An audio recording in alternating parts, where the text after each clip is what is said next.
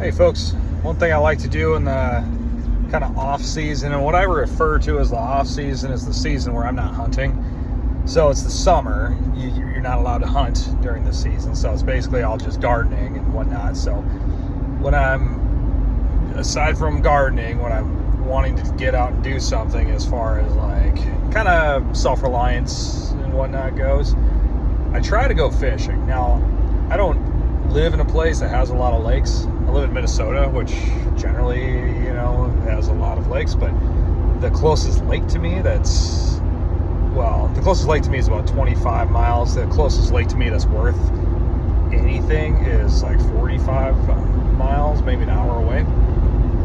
So I end up fishing the river a lot. This is the Minnesota River. I don't get to fish a ton. I mean, there's another video of me earlier this spring that I put out where I caught a really nice catfish. It came in about like 20 some odd pounds. I don't really know. But that's generally what I target is big catfish, not for eating, more just for fun. But today I'm going to be targeting small catfish, like 2-pounders, and then I'm going to be going for sheephead. We call sheephead, others call freshwater drum. I think they call them gaspergoo or something like that down south in Louisiana. But anyway, that's what I'm going to be going for here. A lot of people don't really care to eat them, but man, they are good. So I'm going to show you just kind of how you get the rig up and catch them. They're super easy. It takes almost no brain power to catch them, which is probably why I like doing it.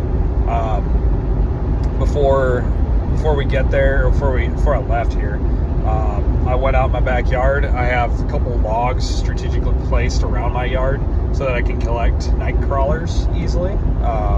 So I went around and got some night crawlers, got them in a bucket. That way, going low cost. You can buy night crawlers, right? They're like $4. But the problem I always have with that is I always have a dozen night crawlers that sit there and then they end up rotting in the refrigerator. Whereas, I go in my yard, catch 4 or 5 night crawlers like I just did. That'll be plenty for my purposes. So use those, and then if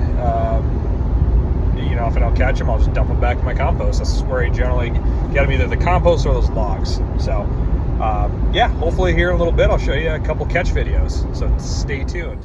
Here we are in the mighty Minnesota River. Some of my fishing time got cut in because there was a drunk guy at the boat landing that drove his car too close to the river, and he was sunk in most of the way, so I pulled him out. So I got maybe 20 minutes to fish here, but simple rig. I'm gonna reel up here in a little bit and show you what I got on the hook. But this is the Minnesota River. Anybody familiar with the Minnesota River knows this river is way too high right now. It's, like 12 feet beyond its normal capacity, maybe 10 feet. So fishing in high current like this is kind of challenging. Mainly I'm looking for soft, slow currents like that over there, which is where my worm is sitting right now. So see if we got anything. First catch of the day. Man, look at the size of that thing. Oh, perfect bark catch. Man, perfect. Ate the bait though. How does that work? All right, well, I'm gonna throw this one back. We'll get rigged up and start here. So when it comes to sheephead fishing or general catfishing, simpler the better. I got me a little shank hook or bait hook. You can see it's got the little barbs, holds worms on better. Check your state regulations. Some states don't allow that. This is overkill, but I got a 2-ounce weight on a slider with a barrel swivel, a couple little beads. Like I said, overkill, but we have a really strong current, so honestly it's doing a pretty good job at holding position. And I have all this on little fishing rod here. It was 7 feet, but the tip broke off, so it became a catfishing pole. I don't know, I think I got like 10-pound test on here, so it's not designed for catfishing by any means, but it works. So I'm gonna get this thing rigged up and we'll move on. It's like there might not be so many videos out there of people hooking worms. Thought I'd do it so you can see what's going on. Take a worm, take a hook, you shove the butt right over that hook, push it up as far as you can, and usually about at the tail end here, the last like ½ inch or whatever, if you can see that, I usually pull it through like that. Now it's ready. Now you can leave the barb showing on these. You can hide them too, it doesn't really matter, at least from what I found. A lot of people say you should hide the barb, but I don't truly believe in that. So now we'll just go toss this thing down current, see what we get. The thing I wanted to capture is the size of this cottonwood tree. Like, dude, this thing is so big. Let's see if I can get a picture of me in front of it so you guys can see just how, like, grand this tree is. It is unreal. Seriously, one of the biggest trees I've ever come across down here. I'm not saying a lot. I've seen some big ones. All right, let's see how that goes here. So you can see the scale. Right? Right? I mean, unbelievable. Camera doesn't do it justice. I'm 5'6", so I don't have a huge wingspan. But I mean, this thing is just enormous. Like, God, it's such a big tree. It's so beautiful. You gotta wonder, like, what does it seem? You know, I don't know.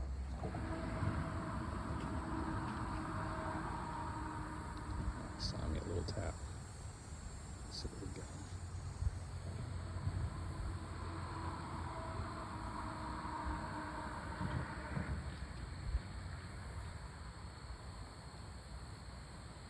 Come on, you little bastard.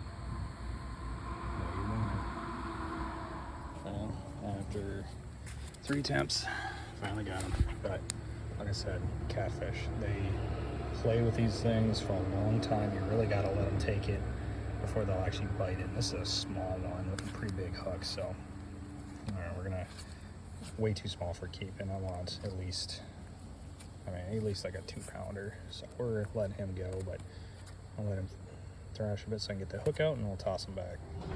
Little trick about these things, you hold them behind the fins like that. It's easier when they're bigger. The small one's kind of tough, but they can't prick you when you hold them behind the fins like that. And I'm folding his front fin down. The big ones you can't do that with.